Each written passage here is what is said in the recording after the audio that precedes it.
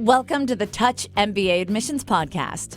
Do you need help figuring out which schools to apply to or how to get into the world's top MBA programs? Hey, you're not alone. Join thousands of others on this podcast and on our site, touchmba.com, as they seek the admissions edge. And now, here's your host, Darren Joe. Hey guys, it's Darren. Welcome back to the Touch MBA podcast. What did you think about that new intro music? Did it get you going? Of course, I miss Nas and Common, who provided the intro and exit music for the podcast over so many years.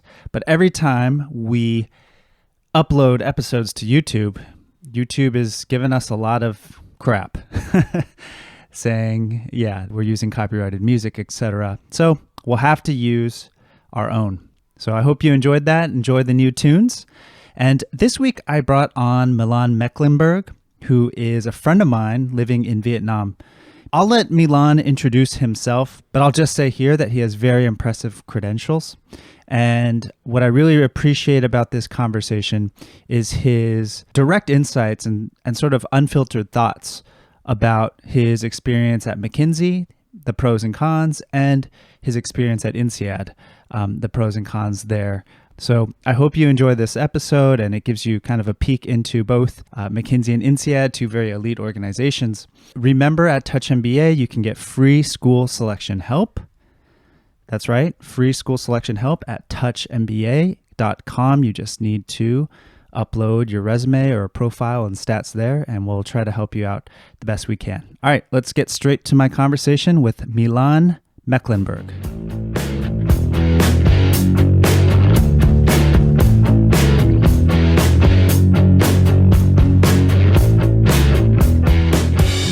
Milan, welcome to the Touch MBA podcast. Thanks, Darren. It's great to be here. So Milan, could you just give us a quick introduction, what you were doing before your MBA, where you went for your MBA, and what you're doing now? All right. So I started off studying physics and dropping out of my PhD and joining McKinsey in Germany. Where did you study physics? So I studied physics in Cambridge, and then I started my PhD at New York University. Wow. And then I applied to McKinsey, and I moved back to Germany to work for them for 2 years. Afterwards, they sponsored me to do my MBA at Insead in Singapore. So they have these two campuses, right? And I spent my whole year in Singapore. And then finally, after that, I returned to McKinsey, working in Vietnam for 2 years. Yes. I wanted to let you give that self-introduction, right? Because actually you're unlike many people that I bring on the show. Most people that I bring on the show, maybe they went to a lesser well-known school, or they come from like a lesser well-known industry. They're not like the typical MBA candidates, but you have just these incredible credentials, studying physics at Cambridge, getting your master's at NYU at Cambridge, getting into McKinsey, working there and being sponsored by the company. I mean, that's kind of like the golden ticket that everyone wants, right? And then you went to Insead, a great program, and then you worked for McKinsey again. So you are like, what so many people listening to the show, aspire to be. I mean, it's incredible. So I'm really looking forward to this episode because I think despite, all your credentials, you're going to bring a different perspective to the show. So let's start first with applying to Insead. Okay, so you were working at McKinsey. Everyone knows about McKinsey. And my question to you is, were you looking at other schools besides Insead, or? I was fairly set on Insead. I wanted to have the Asian experience, right? And there's not a lot of options if you want to have the top-ranked schools. Yes. It's also kind of what you need to sort of get sponsored actually by McKinsey. They want you, they keep this elitist vibe going, and basically you need to go to a high-ranked school to get sponsored. Are there any other schools they suggest aside from Insead?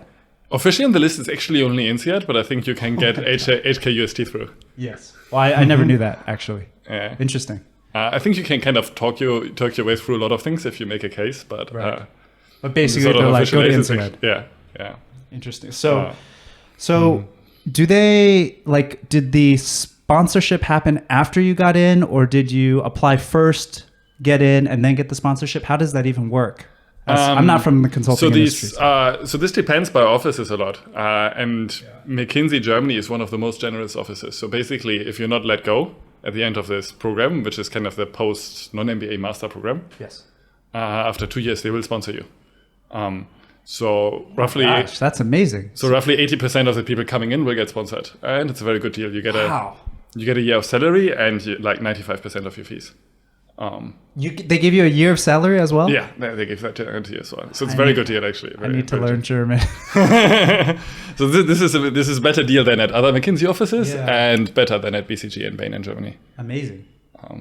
So sorry if I missed it. Did you apply first, or did you? How does it work? So basically, I applied knowing that I would get the sponsorship if I get the offer. Basically, If you get in to Insead. like Got it. it's a simple formality almost. I see. Wow. Okay, and then and 80% of how many people are in your cohort in Germany? How many people come in? There'll be a couple of hundred people going into this program called the Fellow Program every year in Germany. I think we're quite big. So which means at Insead you will actually see a lot of German McKinsey people running around. I know you. I know you. Right. So then in terms of your application, right, as someone coming, I mean, they probably don't get many Cambridge physics people, which, makes you really stand out. But, they do get a lot of consultants applying, from McKinsey, Bain, BCG, et cetera, these standout firms. So what was your kind of thinking in terms of your positioning, right? Because you're competing against so many people that have a similar background.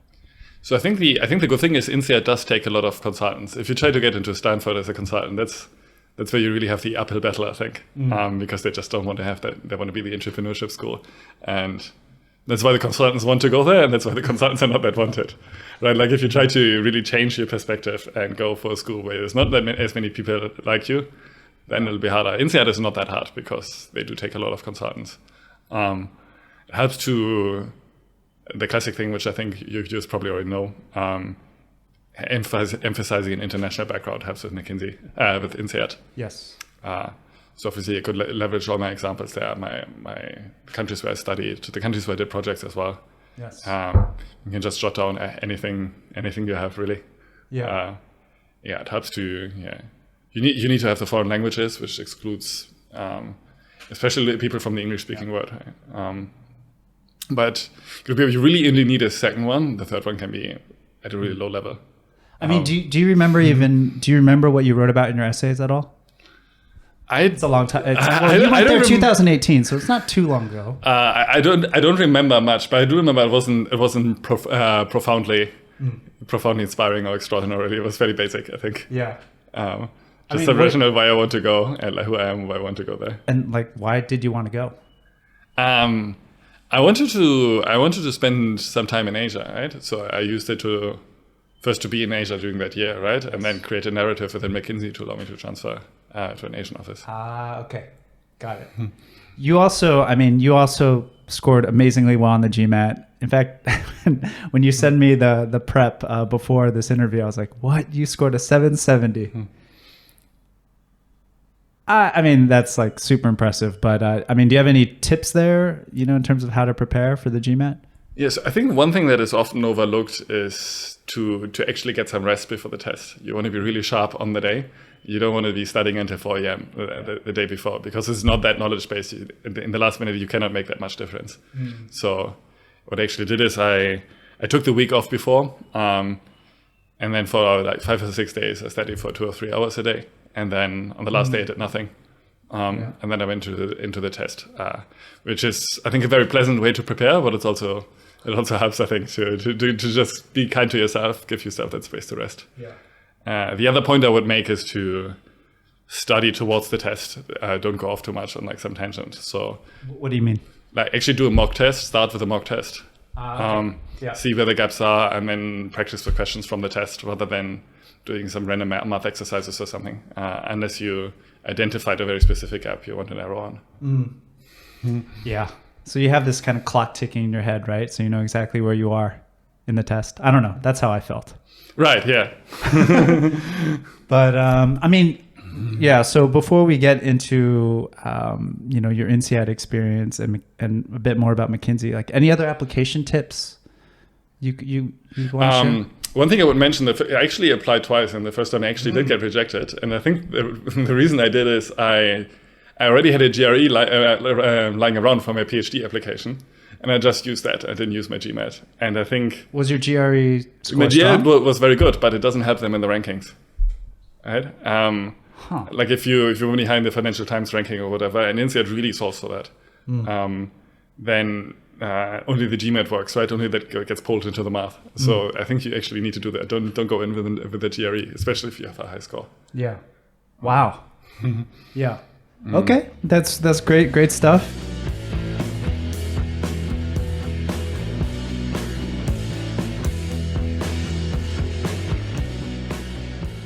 I want to save Insead for the latter part of our conversation. Let's skip that chapter, that 1 year. We'll come back to there. Because I think so many listeners of the show, they want to work in management consulting and they would love to work for a firm like McKinsey, right? So, you got the sponsorship, you moved to the Vietnam office, right? Post Insead. What do elite MBA applicants need to know about getting their foot in the door at a place like McKinsey? Right. And so to get an interview, assuming you kind of in this business school recruiting process, to get an interview, the most important thing is quite simply GMAT and Dean's List. Dean's List at your business school that you're attending. And as well as your GMAT. I don't know how much they care about undergrad grades. They might, I'm not sure.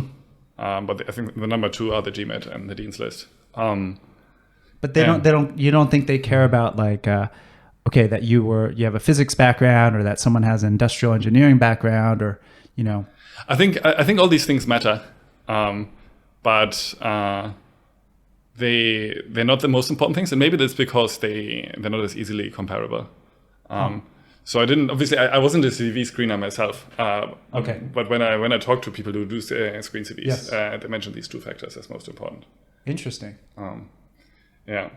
So it helps to actually the GMAT makes sense to think about it as it brings value beyond the business school application, right? It's a thing you have on your profile for the rest of your life almost, which is very easily comparable for people. Yes. And do you think they're just looking at that top line score, or are they looking at different components? IR, AWA, all that stuff? I don't know. Sure. Okay. My intuition would be either the top line score or some emphasis on quants. That would be my guess. What I can only guess. I mean, that's really interesting, right? Because you're basically saying that they're just trying to find the brightest, intellectually brightest, right? Like horsepower brightest. Yeah, I think that's characteristic of MBB, right? That's also why they take all these exotic backgrounds. I'm not sure. That's how I could get in as a physicist in the first place, not even knowing how to read a balance sheet. Yes.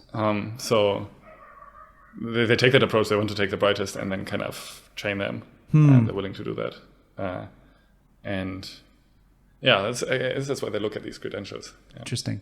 Yeah, and what else do I have here? Do you think there's any misconceptions that people have about getting into a firm like McKinsey that you might hear, when you're just out for drinks or meeting people? I think a mistake a lot of people make is they forget about they focus on the case and they forget about the other half of the interview, which is sometimes called the personal fit or the experiential interview. Yeah. And at McKinsey, this is actually half the score. If you have to pick one that's more important, it's actually that part and not the case, I would say. So if you're spending 100 hours preparing cases, I think you don't want to just spend 2 hours on that. You want to take it seriously. You want to try to find out as many of the questions in advance by looking on places like Glassdoor, talking to other applicants, talking to consultants if they're willing to tell you. and prepare for those questions, right? For the most common ones, actually have 3 stories, not just one.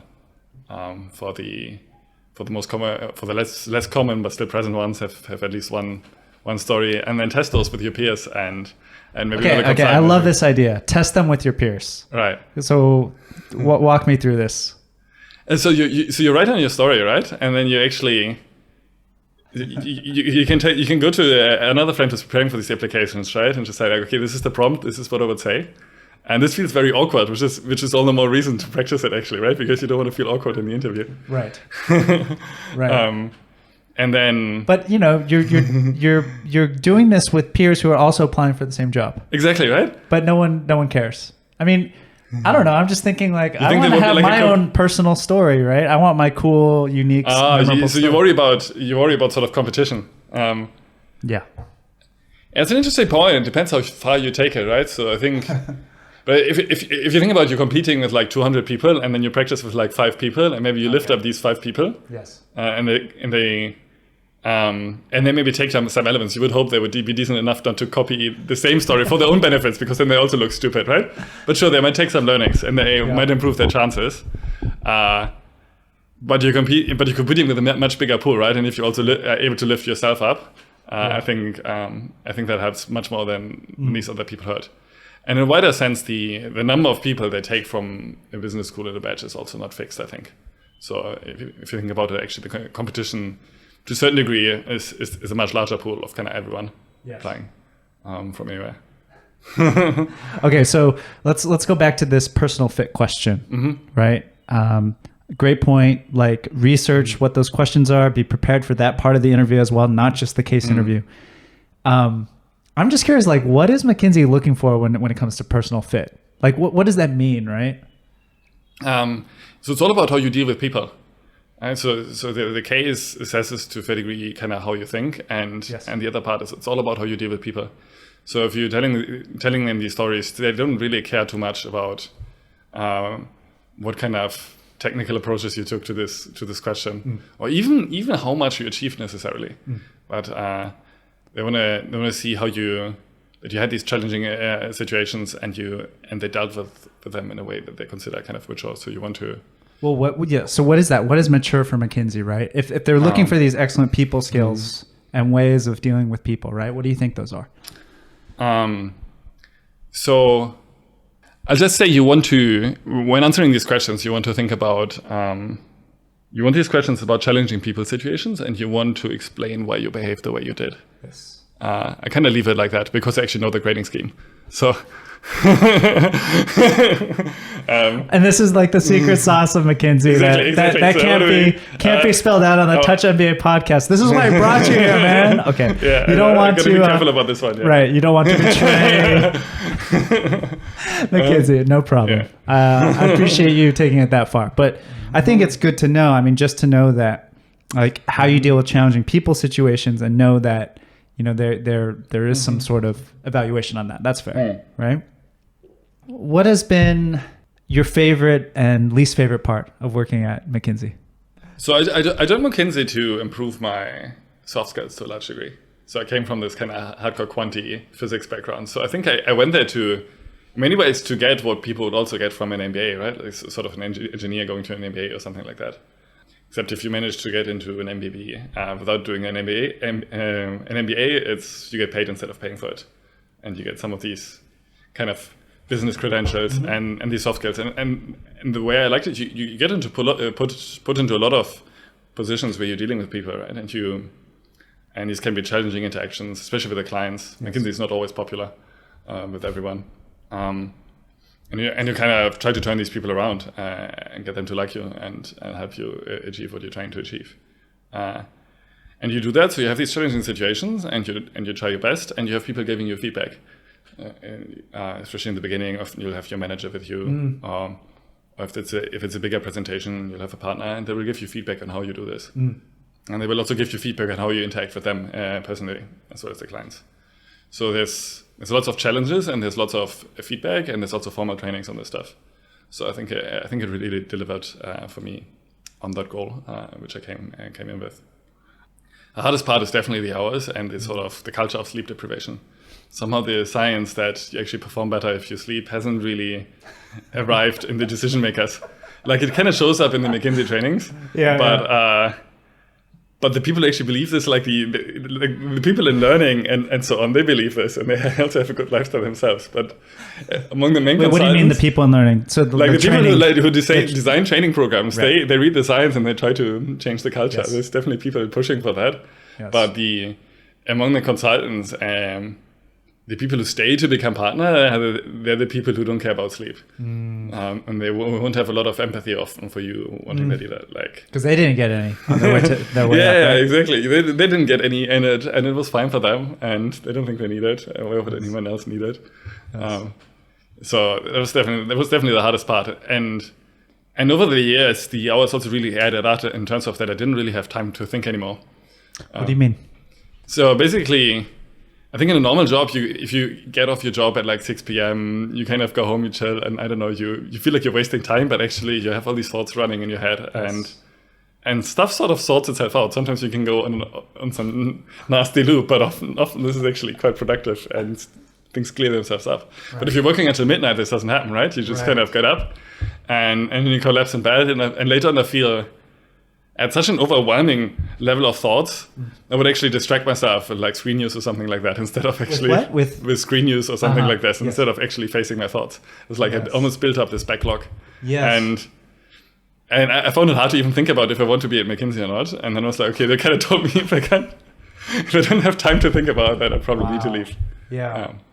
I mean, one of my, favorite things about meeting you this past year, Milan, is that, when we meet to get, ABC food at our favorite restaurant or whatever, it's like, what's on your mind? And then you always answer, overthinking. Right. So you're trying to kind of decompress from that mode, right? A bit.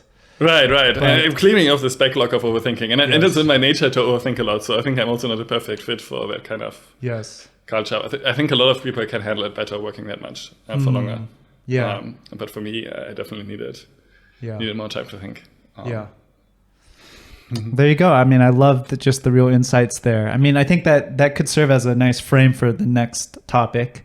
I asked you kind of pros and cons of McKinsey. It sounds like they do a hell of a job training you guys. I mean, I've heard that from many people. And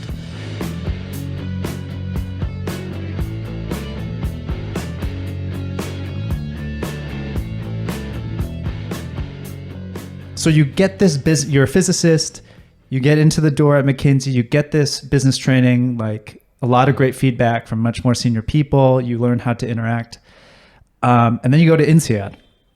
And so I'm really curious, having gone through such rigorous training at McKinsey, what you really took away from Insead, and also what you think you wish you had done more, or you wish maybe the program could have been improved in different ways. Yeah, would love to hear your thoughts. Right. I think one misconception is that Insead is kind of a chill place. Like if you don't want to have too much academics, you go to Insead. And I think this is a big misconception because there's a minimum requirement of contact hours in an MBA. To be able for it to be aggregated by whatever the kind of overarching MBA body is. AACSB, Equus, AMBA, I know them. I used to live in that world, but yes. All right, yeah. So if you have a 1-year MBA, necessarily you need to have more hours per day. And that will mean at Insead about 6 hours of mandatory lectures every day, or every weekday, I would say. Where you it's proper like a high school feel, you can't use your phone. Okay, so I actually forgot to bring this up because this is actually the story that made me want to interview you, because we were having lunch, right? And you're just like, I found it a bit patronizing that that they won't let us use phones during Insead during the class, and I couldn't believe that as well. And then explain like what you mean by that. Yeah, so I think they want you to force you to concentrate to the where they can, and I think maybe the reason they need to do this is because grades don't matter too much, right? Okay, I mentioned the Dean's List earlier in general, but most people don't care too much about grades, and the only way your grades are visible is you're either in this Dean's List of the top 10% or you're kind of in the rest. And That's it, because that's the only distinction. Yeah, and you can Really? fail in theory, but like 0 to 1 people roughly fail each year. And I don't know what you need to do that. Like I think they must have like some big trouble. Yeah. So there's not the grade pressure. And instead they force you to be in the classroom. They make you not use your phone or like your computer or whatever, and then you have nothing else. You can't use your computer either? I don't think so. I think you could bring a tablet. So the Because they just don't want you like if my MacBook is up or something. I don't know. I think you could use a tablet. So a lot of people got tablets. You couldn't use the phone or the computer. It was something like that. But basically, by that, and then you kind of there, and you have nothing else to do other than to kind of listen to the lecture, right? Yes. So it's one way to approach it. And Cambridge was very different, right? In Cambridge, you don't need to go to class, even though it's like you're much younger. You're 18 instead of like 30. Right. But you didn't need to go to the lectures. There's just exams at the end of the year. So 80% of your grades is like a set of exams at the end of the year, and then your grade gets nailed on a wall. So basically, there's all this grade pressure driving you in Cambridge, right? You don't need to force anyone to do anything because everyone wants to get good grades. So it's very outcome. It's like, all right, this is what's important. This is all that matters. And it's based on that one test, 80% of your grade? Yeah, like a 1 week of tests. It's like 4 exams over 1 week. Certainly a lot of pressure. I think I learned a lot from that. Like you learn the discipline to actually motivate yourself without being mothered, right? Yeah. Though I do think they start mothering you if you don't perform grade-wise. So if you get good grades, you can do whatever you want. And I can see the advantages of the Insead model where people care less about grades. So maybe they pick classes where good grades are less likely, or it's also obviously less rough for people who don't score as well. I think if you're not scoring right at Cambridge and you have the shitty grade punched on the wall, I don't know how it feels. Like it can't be good. Yeah. So I see benefits to both models, but overall I do prefer kind of the freedom. I saw at Cambridge. Yes. And the other part of the problem is that these classes, they tend to be quite slow paced. If you're like sort of a book smart person, which I think you are. I mean, let's be fair. Yeah. I am. But I think I'm not the only one who experienced this. So it's not like right. They want everyone to keep up. Okay, so what do you mean by slow? Let's like, can you give an example? It's like just the pace of the content, how it's delivered in the class, right? Because it's literally like like I could watch a lecture on YouTube. It'd be that pace. It would be the kind of pace. They speak fairly slowly for non-native speakers to keep up. It's maybe a specialty in Insead. I don't know how fast like a Harvard lecturer might speak. I do think my Cambridge lecturers there spoke faster. And just the density of the content is not that hard. Like high. I guess you have a lot of people from lots of different backgrounds. Yes. A lot of them will be sleep deprived and hungover, and and they want everyone to keep up, right? Right. And they still have time to recruit and all that stuff. Right? So it's fairly low paced, and most of the and because there's so many contact hours, right? It's not like you have like some very fast lectures, like 2 hours of very fast lectures in the day, and then people study a lot on their own. Yes. And then everyone can go at their own pace. Much more of it is delivered in this lecture, right? And they want people to already understand it basically in that space, rather than doing extra work afterwards. Which then made it feel like, okay, like I could learn more in that time if I read a book or something. Yeah. And yeah, so it's just sometimes what it is. Like if I really didn't like this lecture, I would just print something to read. I was like, so you're not using your phone or computer, but you're like a fake stack of papers. Yeah, so stack of paper unrelated to the class I would bring. Well, what if they cold call you? Do they do that? Oh, you say something. They don't do it often, but you just say something in the beginning of the class and you're safe. What do you? There's also, I think there's less of the culture there at Insead than maybe in some of these American schools. Yeah. I remember I certainly talked more than most people, because also in high school in Germany, 60% of your grade is participation. So it's very much in that culture. But yeah, they don't do a lot of cold calling. And even then we were like, okay, like, what are they going to do to you? Yeah. So this is a little slightly off topic, but I mean, how do you think they could improve that? Or just in general, right? If you have people learning at different paces with different backgrounds. Yeah, I think they're very constrained because of this minimum number of contact hours. I don't know what a 2-year program is like, but I think if you want less of that kind of culture, maybe a 2-year program is better. Yeah. And then ideally they would just deliver some, or like a lot of it is delivered by stuff you're meant to read, and then it becomes more of a question session in the class. And it's a model I would like more. Yeah. Well, and you mentioned this, right? Like, which classes did you find the most helpful? Right. I tried to go for the classes where I got value from being at this university and having this kind of group setting. Right. So negotiations would be a prime example, where you can actually practice with your classmates. To negotiate, which I think is very helpful, and you wouldn't get just from reading the lecturer's book. Right. So I think it's very interesting. And in general, I would also go for classes where I know less. Right. I have. And maybe my book smarts don't help me to the same degree. So I would go for fairly fluffy classes, I would say, kind of psychological stuff. So soft skills like negotiations, whereas I didn't take a lot of finance classes, for example. I think I would be better off with the book. I mean, did you, like, I'm just curious, if you can remember, how do you remember spending your year at Insead? Like, what were you doing?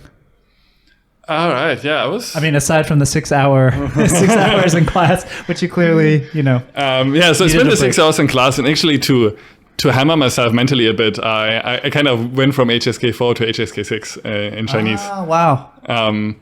So I spent a fair amount of time studying Chinese, actually, to kind of get my academic itch scratched. That's amazing. Wow. Yeah. Did you practice with any of your Chinese classmates? There were a couple who I practiced with, Yeah. And definitely it was a good environment to do that. Otherwise I went socializing, kind of went partying in Singapore. I mean, I guess it's different for you because you have a job at the tail end, like waiting for so you. That changes the whole kind of equation. Yeah, exactly. Like that frees up a lot of time, right? Where other people would be recruiting. Yes. I sort of had to apply for my transfer, but it's like one thing I apply for, right? And it's less complicated than applying for a job. Yeah. Great. So it was pretty chill, yeah. Yeah. And then also, because I wasn't trying to go for a job, I also wasn't really in these clubs too much. Because I think a lot of it is about networking with these people in industry. If you join an industry club, and I wasn't really going for that. Yeah. So there were a bunch of classes, but mostly I was just kind of studying Chinese, enjoying my life, meeting people. That sounds amazing. Yeah.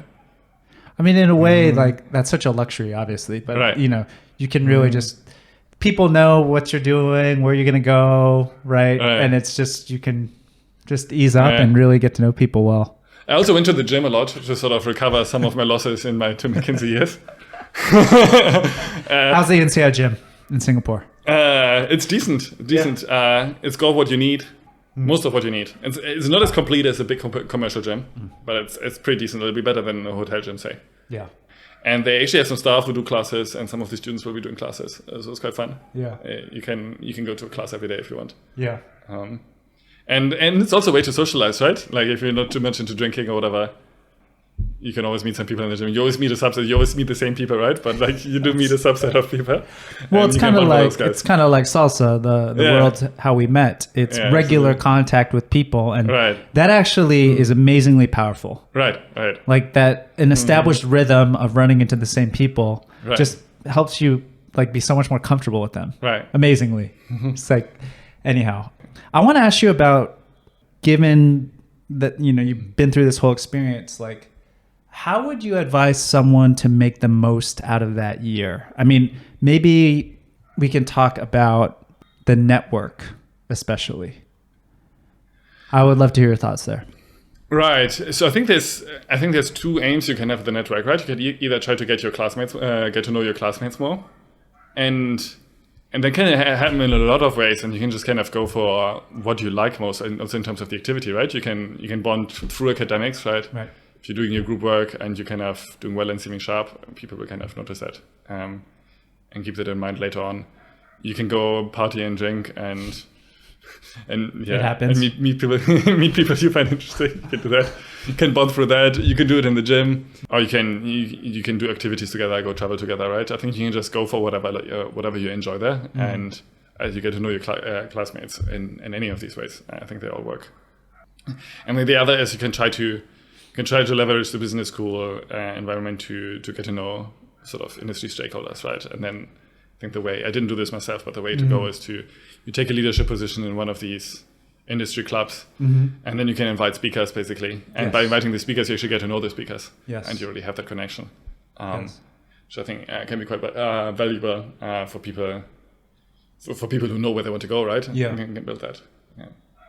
But you didn't come into it with like, I mean, I know this sounds very not manipulative, but I don't know what the right word is, but like, you didn't go into the program with like, okay, this is my strategy, or if not going into the program with a networking strategy, but like, you know, feeling it out for the first few months, right? Right. Because I'm sure the first few months are crazy.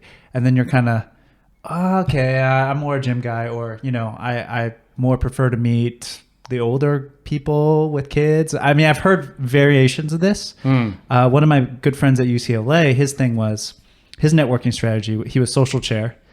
And he was at UCLA Anderson, and he just like really made a strong effort to make a tight circle of like really good friends through the program. I mean, of course they love to party too, but you know, he really took care of his current classmates. That was his strategy. And then that has really helped him. I mean, not just personally, but professionally too. It's a huge investment, you know, of time in your case. So yeah, I didn't think about it too much. I just went into it and thought about what I enjoy, basically. Maybe that's a strategy, right? Just like do things you enjoy and meet people naturally that way. Yeah, I think you can do that. If you're just trying to, if you're just trying to have a general network, you can kind of, which is kind of more of a just in case than a just in time operation. Like if you have a goal where you're trying to go, you can think about who knows what you're trying to do, and you can try to meet these people. And you might want to do more of this industry networking rather than just the classmate networking, right?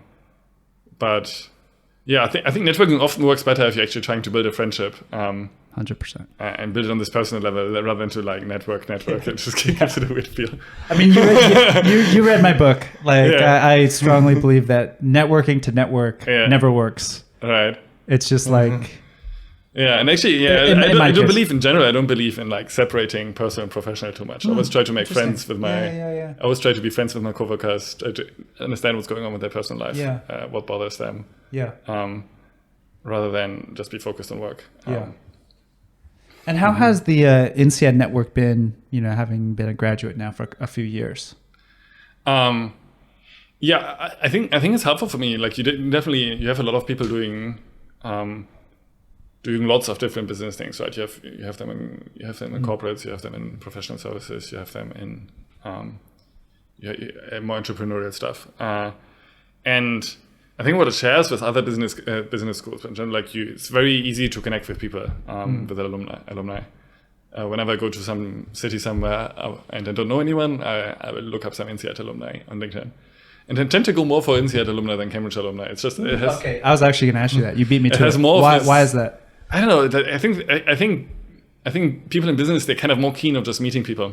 I think if you have this focus, they kind of this networking thing goes in reverse. People like to network, so they also, if you just want some guy to chat to tell you about the town, they're also willing to do that. Yeah. I haven't actually tried it with Cambridge people. I didn't see it like in this culture so much. Yes. And maybe it's also too big of a university for that actually. Like Insead with like 1,000 people. But that's a huge class, man. I mean, that's the largest in the world. It's one of the largest in the world. That's a fair point, yeah. Fair point, actually. I mean, because I actually wanted to ask you about that with so many people coming in and out and like exchanging here and there and two campuses. You were able to kind of just do your own thing. I don't know. That just seems, maybe I'm just a FOMO type of person, but. Oh, you can definitely have the FOMO, yeah. Maybe psychologically also changes is that I didn't pay for it, right? It's like absolutely no 100%. 100%. If you're feeling I'm paying like $200 a day or whatever for this, right? No more, like 300, I think. Yeah, I was like,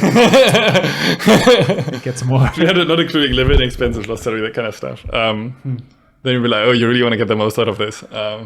For me, I just kind of had a much more chill approach. It's like, okay, it's 2 exhausting years. I'm just here to have a good time now. For sure.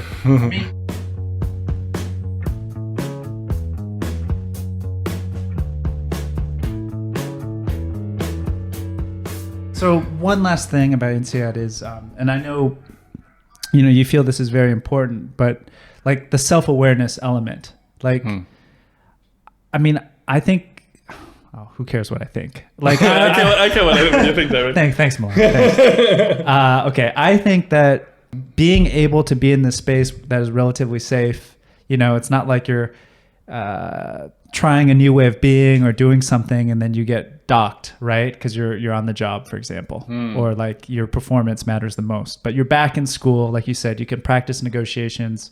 I'm sure there's like different tools you take to learn more about yourself, right, and your preferences. But I'm just wondering, like, if business school helped you, like, honestly, did business school help you with that or not really? Sort of these reflection exercises. I think it helps. Well, just self-awareness, right? Not necessarily reflection exercises, but you came out of it with this better idea of, I don't know, what you're interested in, what your strengths are, where you kind of fall short, et cetera, et cetera. I don't think it did that much for me. I was introduced to some new ways of thinking, especially if you take these fluffy courses, it can come up, like if you take some of these psychology courses. But overall, I don't think it added beyond what I got at McKinsey on these topics. And to actually move further in terms of self-awareness, I had to go away actually from the sort of business self-awareness and go more into sort of esoteric meditation circles to actually dig deeper. I want to talk about that, but maybe not the topic of this podcast. But as soon as we stop recording this, I'm going to ask him about esoteric meditation. Wow. So I don't think it really moved the needle for that, for me for that. But what does help is you meet a bunch of people, right? And they all have different perspectives. And they might be a bit older as well. I mean, one of the advantages is like the consultants coming in tend to be a bit younger than the others. So yeah, it helped a bit. But I wouldn't call it transformative. Yeah. I mean, just something that's, I think will tie our talk together that I'm just curious about is, like, when you're at McKinsey, you're working a lot of hours, right? Like you said, you didn't have much time to defrag your brain or however you want to talk about it, right? But they did teach you a lot of self-awareness when it came to how you're professionally operating. How you professionally operate, and they do actually make you reflect on your values. In some of these generalist trainings in McKinsey, there'll be exercises where you kind of get a prompt and then you walk through like a labyrinth and you think, well, what do you want to do? And some people start crying and some people quit McKinsey. And other people are sort of reinforced in their commitment to McKinsey. I think, this actually fits my values. Yes. So they actually do have these exercises. Yes. And I got diminishing returns from them over time. I feel like these exercises in the business context, they go to a certain depth and then not so much below that. So you don't understand yourself on the deepest level, I think. So where would you go for a more deeper understanding? I think meditation can help, especially sort of body-oriented meditation, which bring up like suppressed stuff. Why do you think like that the body is like, why is this so much better? Why does this offer so much more insight into yourself? Because it brings up stuff from the subconscious, right? It brings up stuff from your childhood about what guides you.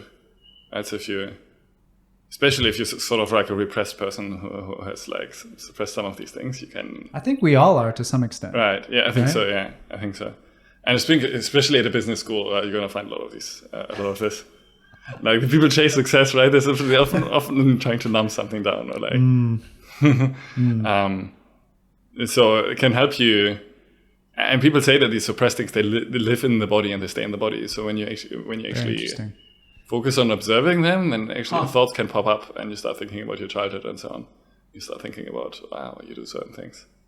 I mean, I think this stuff should be in business school. I mean, maybe it's like why. Why is there a stigma against this sort of thing in an academic setting? I would say... this is important stuff. Yeah, I would say so. I think they go there to a certain degree, right? And they start to go there with like, think about what your values are and so on. Yeah. But it's a little bit surface level. Yeah.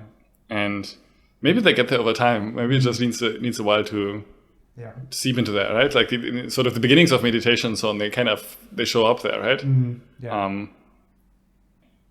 yeah, we'll see. I think it'll be interesting to see where people are at in like 2 decades. Also because of Silicon Valley is a leader, of course, often, right? So a lot of these things are practiced. So yeah, maybe in the more mainstream business world, some of this stuff will show up more. This has been a really fun chat. I'm just, I want to give you the floor. Is there anything else? Imagine, our listeners, they're applying to these top business schools, right? You've been through the journey. Just anything else you would suggest to them or encourage them to think about?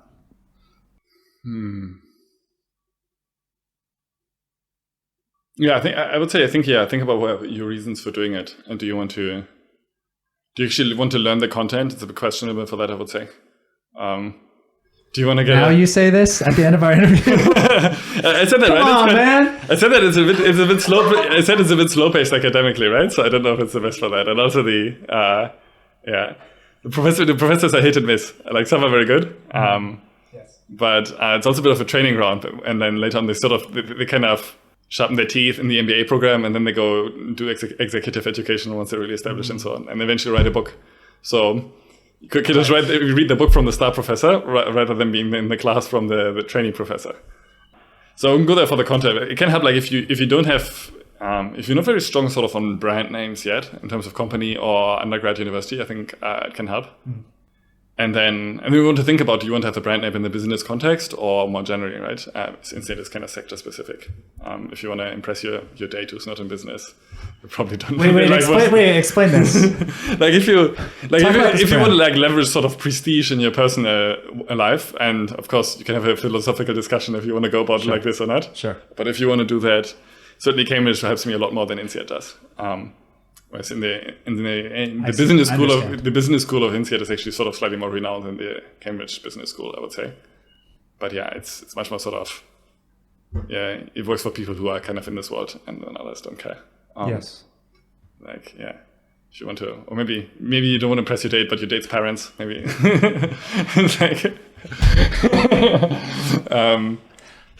So it helps more of that. Yeah, so you could go for that. Do you want to have the network? It can help. Yeah, I think if you come from a very technical background, it can just kind of make people believe that you have some social skills. Yeah. Make people believe? Yeah, I think you will also improve in social. MBA students tend to have good social skills. So if you go in with bad social skills, I think you will come out better. Okay. Yep. Yes. And there's some classes who address that stuff as well. Right? So I think it is helpful for that. And yeah. Though definitely alternative to think about is to try to get a consulting job kind of straight out of your quantitative background. I mean, I think that's a big takeaway from this absolutely. conversation, for sure. Especially like coming out of undergrad, sounds like it could really help. Yeah. I would say it's like it's a rough with like a lower success rate, but the cost of trying is very low. You can just apply if you get in, you can stay there if you hate it, you can leave really fast, and you already have it on the CV. It doesn't matter. Yes. Interesting. Sorry, last question. With the professors, what would you advise, because I mean, these people, like to pick the best professors to have a better chance of getting more hits than misses, as you say, right? Like, how can people have a higher percentage hit rate? Or is that not possible? To kind of optimize for the best classes? Absolutely. If you're going to be spending 6 hours of your life, right, in that class. Right.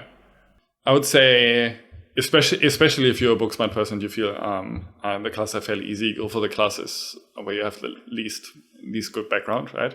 That'll make it a bit more interesting. At Insead, you kind of could see the past year's rankings of the professors, their ratings, and they do have a good correlation with how good the class is. That is helpful. I preferred kind of the practitioners. They were my favorite professors, like a actual kind of entrepreneur or something like that. Yes.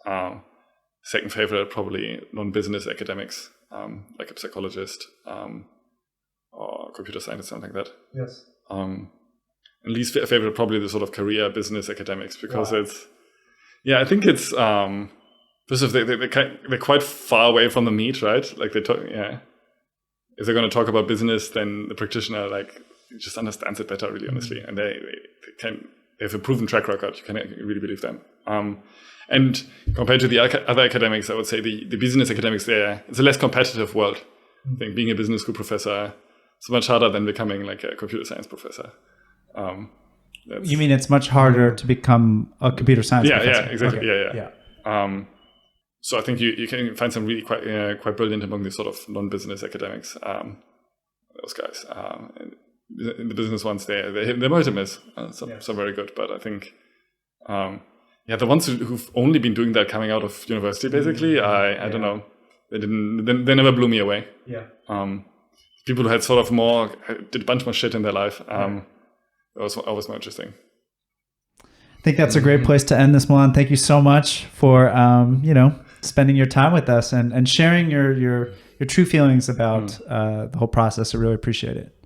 Thank you so much, Darren. It was a blast.